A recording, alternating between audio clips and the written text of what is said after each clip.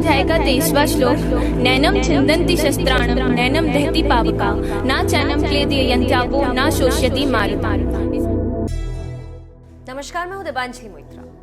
ज्ञान का कोई धर्म नहीं होता, ज्ञान तो बस ज्ञान होता है। बस उसे आत्मसात करने की मन में लगन होनी चाहिए। फिर आप चाहे किसी भी धर्म या जाति के हो, इससे कोई फर्क नहीं पड़ता।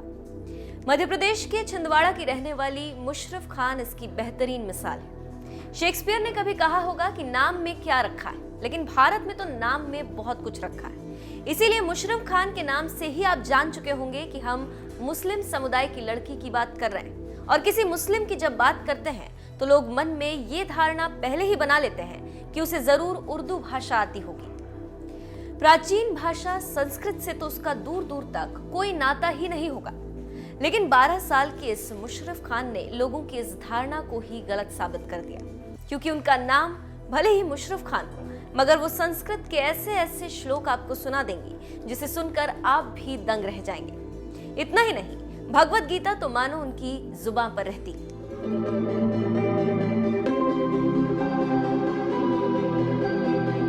दूसरे अध्याय का 23वां श्लोक, नैनम छिन्दन्ति शस्त्राणं नैनम दहति पावका न चैनम क्लेदयन्त्यापो न शोष्यति मारुता। एक माँ जो अपने बच्चे को सिखाती है कि घर के बाहर हम सिर्फ इंसान हैं। जिस तरह से अपने धर्म के प्रति आपकी आस्था और सम्मान है, उसी तरह दूसरों के धर्म और आस्था का भी सम्मान करना चाहिए और हर धर्म की जानकारी रखनी चाहिए। उसी माँ की 12 साल की बेटी मुशर्रफ खान को जितनी अच्छी तरह से कुरान की आयतें याद हैं, उतनी ही अच्छी तरह से उन्हें भगवत गीता के श्लोक भी याद हैं। वो भी 1-2 श्लोक नहीं, बल्कि भगवत गीता के 500 श्लोक उनकी जुबान पर चढ़ चुके हैं और अभी भी बाकी श्लोक कंठस्थ करने की उनकी कोशिश जारी है। इतना ही नहीं, मुशर्रफ खान ने जितने भी श्लोक याद किए, उन सभी श्लोक के मायने भी उन्हें अच्छी तरह से पता है। ना चैनम क्लेदयन्त्यापो न शोष्यति मारुता। इसका अर्थ है नैनम छिन्दन्ति शस्त्राणम, यानी आत्मा को शस्त्रों से नहीं मारा जा सकता। नैनम दहति पावका, आत्मा को आग से नहीं जलाया जा सकता। ना चैनम क्लेदयन्त्यापो, यानी आत्मा को पानी गीला नहीं कर सकती। और नैनम दहति पावका, और ना शोष्यति मारुता, और आत्मा को हवा नहीं उड़ा सकती। इसमें श्री कृष्ण ने अपने बारे में वर्णन किया है। महज 12 साल की उम्र में गीता के श्लोक याद करने वाली मुशर्रफ खान अभी 8वीं में पढ़ती, और ये श्लोक उन्होंने दरअसल मेमोरी रिटेंशन कोर्स के जरिए याद किया। जब वो ये कोर्स करने के लिए गई तो मुशर्रफ खान की टीचर रोहिणी मेनन ने मेमोरी रिटेंशन तकनीक के लिए 3 विकल्प दिए थे। ये 3 विकल्प थे: पूरी डिक्शनरी याद करना, देश का संविधान याद करना और भगवत गीता को कंठस्थ करना। अगर मुशर्रफ खान चाहती तो डिक्शनरी और संविधान में से कोई एक विकल्प चुन सकती थी, लेकिन उन्होंने एक मुस्लिम होने के बावजूद भगवत गीता को ही चुना, क्योंकि ये उनकी माँ के दिए संस्कार ही थे कि हमें हर धर्म की जानकारी रखनी चाहिए। इसीलिए परिवार की ओर से कोई बंदिश ना होने की वजह से उन्होंने भगवत गीता को मेमोरी रिटेंशन के लिए चुना। और जब वो 6ठी क्लास में पढ़ रही थी, उसी समय से गीता के श्लोक याद करना शुरू कर दिया, और अब तक 701 श्लोकों में से 500 श्लोक उन्हें अच्छी तरह से याद हो गए, वो भी पूरे अर्थ के साथ। इसमें 2 इयर्स पहले मैंने रोहिणी मैम के पास एक छोटा सा कोर्स किया था, मेमोरी रिटेंशन। उस कोर्स में जब मैंने पूरा कोर्स कर लिया तो मैम ने मुझे कहा कि कुछ नया लर्न करते हैं, कुछ यूनिक लर्न करते हैं। तो फिर मैम ने मेरे सामने ढेर सारे ऑप्शंस रखे, जिसमें कॉन्स्टिट्यूशंस भी थे। तो लेकिन मैंने चूज़ किए भगवत गीता, और तब से मैंने भगवत गीता को याद करना शुरू किया। और इसमें मेरे पेरेंट्स और रोहिणी मैम ने मुझे बहुत सपोर्ट किया। तो मैंने पहले सोचा कि मैं, जैसे कि मुस्लिम कम्युनिटी से आती हूँ, तो मैंने सोचा कि मुझे कुरान भी करना चाहिए, और मैं करती भी हूँ कुरान। लेकिन अभी मुझे कुछ यूनिक करना था, कुछ नया करना था, इसीलिए मैंने भगवत गीता को चूज़ किया।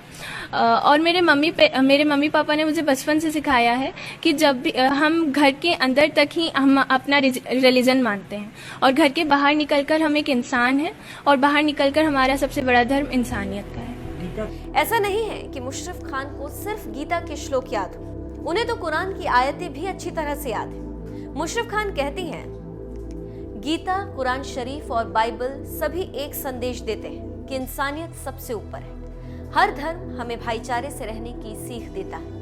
जी, गीता हमें सच्चे रास्ते पर चलने का संदेश देती है और हमें ये भी संदेश देती है कि जो हमारी अंतरात्मा है उसमें ही भगवान का वास होता है। और जैसा कि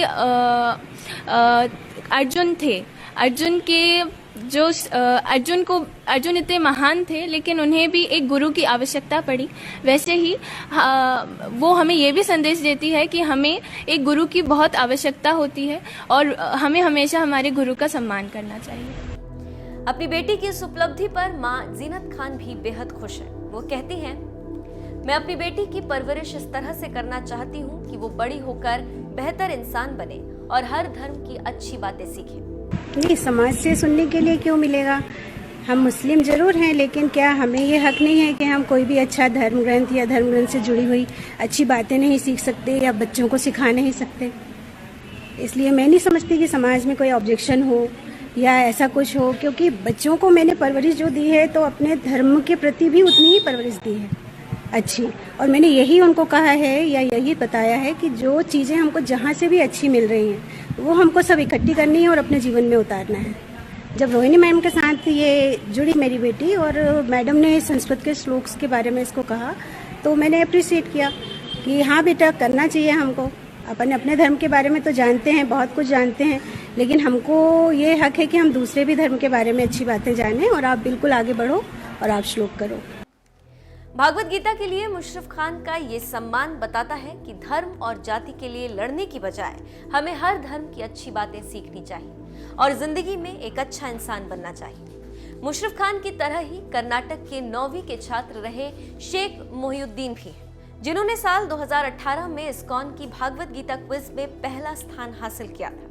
इसके अलावा धर्म और संस्कृति की राजधानी वाराणसी के संपूर्णानंद संस्कृत विश्वविद्यालय में फरहत अहमद नाम के एक छात्र ने आचार्य में गोल्ड मेडल जीतकर सभी को चौंका दिया, क्योंकि ऐसा माना जाता है कि अधिकतर हिंदू ही संस्कृत पढ़ते हैं और इसके अलावा कोई अन्य समुदाय इस भाषा में कोई खास रुचि नहीं रखता।